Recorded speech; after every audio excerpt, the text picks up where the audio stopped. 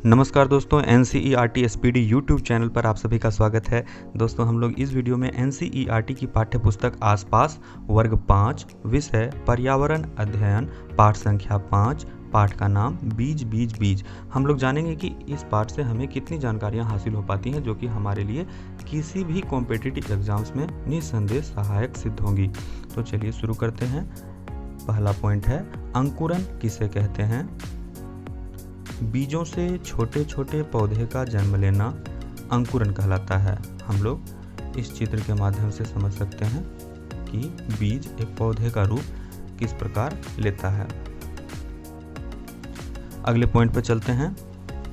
Doctor अंकुरित अनाज खाने की सलाह क्यों देते हैं। अंकुरित अनाज में कई पोषक तत्व पाए जाते हैं। यह विटामिन ए, बी, सी एवं ई से भरपूर होता है। इसमें फास्फोरस, आयरन, कैल्शियम, जिंक एवं मैग्नीशियम जैसे प्रमुख लवण पाए जाते हैं। एंटीऑक्सीडेंट होने की वजह से रोग प्रतिरोधक क्षमता को भी यह बेहतर करता है। इसलिए डॉक्टर अंकुरित अनाज खाने की सलाह देते हैं। अगले पॉइंट पर चलते हैं। पकाया हुआ बीज या अनाज के दाने अंकुरित क्यों नहीं हो पाते हैं, इसे जानते हैं। जीवित जीवों की अधिकांश कोशिकाएं प्रोटीन से बनी होती हैं। सामान्य तापमान पर जीवित रह सकती हैं, परंतु उच्च ताप पर कोशिकाओं की प्रोटीन सामग्री में उनकी संरचनाएं एवं बंधन बाधित हो जाता है। उबलते पानी एवं अधिक गर्मी से कोशिकाओं की मौत हो जाती है। इस वजह से बीज अंकुरित नहीं हो पाते हैं। अगले बिंदु पर चलते हैं। बीज के अंदर क्या होता है, आइए इसे जानते हैं। बीजों में बीज का एक कोट होता है जो आप यहाँ देख पा रहे हैं। यह कोट बड़े होने तक आमतौर पर भूमिगत होने के दौरान उनकी रक्षा करता है। बीज के अंदर एक भ्रूण, जिसे आप पौधे का बच्चा कह सकते हैं, और कोटिलेडन्स होते हैं। तो ये है भ्रूण और ये आपका कोटिलेडन्स हो गया। जब बीज बढ़ने लगता है तो भ्रूण का एक हिस्सा पौधा हो जाता है, जबकि दूसरा हिस्सा पौधे का मूल बन जाता है। तो इसे आपने समझा। हम लोग चलते हैं अगले पॉइंट पे। क्या कुछ पौधे बिना बीज के भी उगते हैं? हाँ, कुछ पौधे बीज से नहीं बीजाणुओं से विकसित होते हैं, जैसे फर्न एवं काई। कुछ पौधे एसेक्सुअल वेजिटेटिव रिप्रोडक्शन का उपयोग करते हैं और प्रकंद या कंद से नए पौधे उगाते हैं। हम नए पौधे उगाने के लिए ग्राफ्टिंग एवं कटिंग जैसी तकनीक का उपयोग भी कर सकते हैं। आप यहाँ देख सकते हैं कि कटिंग का प्रयोग करते हुए एक वृक्ष से दूसरे वृक्ष को या पौधे को बनाया गया है या उगाया गया है, आप कह सकते हैं। चलिए अगले पॉइंट पर चलते हैं।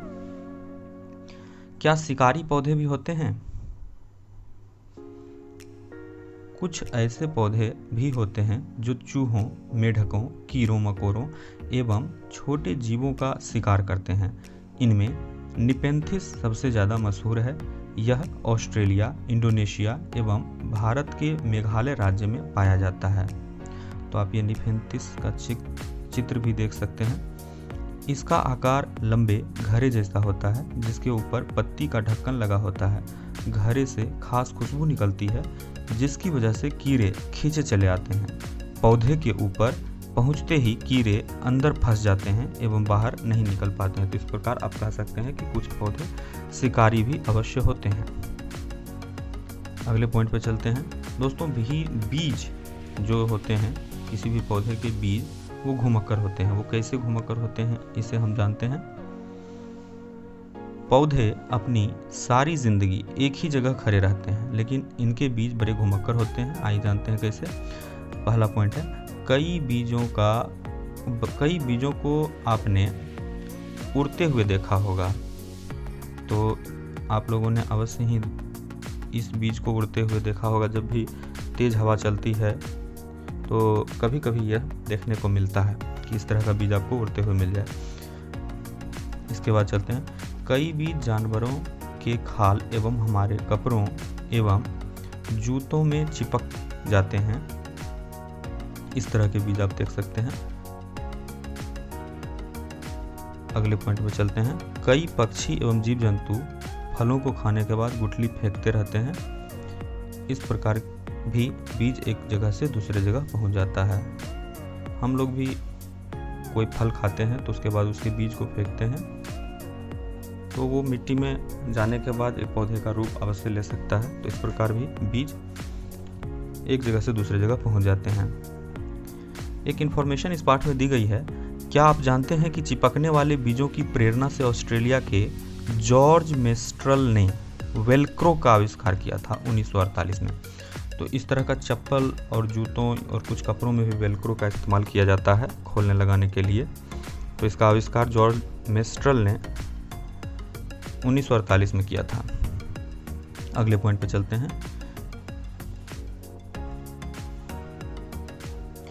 जितने भी पेड़ पौधे हम अपने आसपास देखते हैं, ज़रूरी नहीं है कि वे शुरुआत में यहीं उगे हों। कई पेड़ पौधों के बीज विदेश से हमारे देश में आए हैं और फैल गए।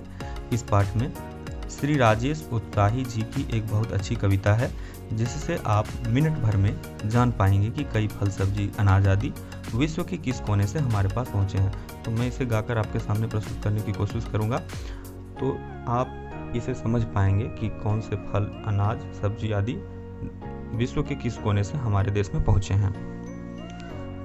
तो आइए सुनते हैं इसे। आलू मिर्ची चाय जी, कौन कहाँ से आए जी, 7 समंदर पार से, दुनिया के बाजार से, व्यापार से, उपहार से, जंग लड़ाई मार से, हर रास्ते से आए जी, आलू मिर्ची चाय जी। दक्षिण अमरीकी मिर्ची रानी, मसालों की है पटरानी, मूंगफली, आलू, अमरूद, धूम मचाते करते उछल कूद, 7 टमाटर आए जी, आलू मिर्ची चाय जी। भिंडी है अफ्रीका की, भूरी भूरी कॉफ़ी भी, नक्शे में यूरोप किधर है, वहीं से आए गोभी मटर, चाय असम की बाई जी, आलू मिर्ची चाय जी। चली चीन से सोयाबीन, पहुंची अमेरिका बजाती बीन, घूम घाम लौटी अपने देश, उसमें है गुण कई विशेष, रोब जमा कर आई जी, आलू मिर्ची चाय जी। बैगन, मूली, सेम, करेला, आम, संतरा, बेर और केला, पालक, परवल, टिंडा, मेथी हैं भाई बहन ये सब देसी, भारत की पैदाइश जी, आलू मिर्ची चाय जी, कौन कहाँ से आए जी, आलू मिर्ची चाय जी। तो इस प्रकार इस कविता से आपने जाना कि कौन से फल, सब्जी, अनाज आदि विश्व के किस कोने से आए हैं। आप स्वयं भी पढ़ें और आपको खुद ब खुद याद हो जाएगा कि कौन से फल, सब्जी, अनाज आदि विश्व के किस कोने से आए हैं। तो इस पाठ में इतना ही दोस्तों। हम लोग मिलते हैं अगले वीडियो में नए पाठ के साथ। वीडियो को देखने के लिए आपका बहुत बहुत धन्यवाद। कृपया NCERT SPD यूट्यूब चैनल को सब्सक्राइब करें और स्टडी ग्रुप्स में शेयर करें। Good bye.